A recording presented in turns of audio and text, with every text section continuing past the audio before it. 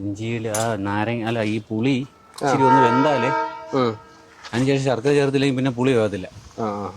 ഈ ഇഞ്ചി എന്ന് പറയുമ്പോൾ ശർക്കരയും കൂടെ ശകലം ഇടുമ്പോഴത്തേക്ക് അതിൻ്റെ ടേസ്റ്റൊക്കെ മാറും.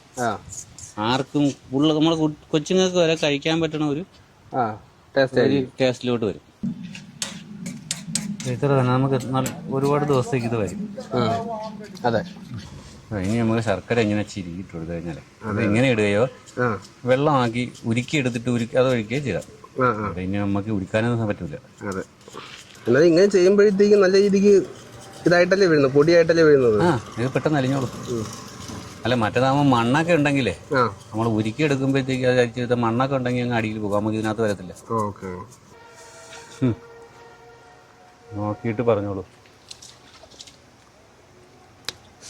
അടിപൊളി, അടിപൊളിയായിട്ടുണ്ട്. ആ ശർക്കരയുടെ ഒരു ടേസ്റ്റ് കറക്റ്റ് എടുത്ത് അറിയാനുണ്ട്. ആ എരിവ് കുറഞ്ഞ ഇപ്പോൾ ഉണ്ട്. ആ ഉള്ളു കാന്തണ പരിപാടി. അതെ അതെ ശരിയാ. എങ്ങനെയുണ്ട്? സെറ്റായില്ലേ?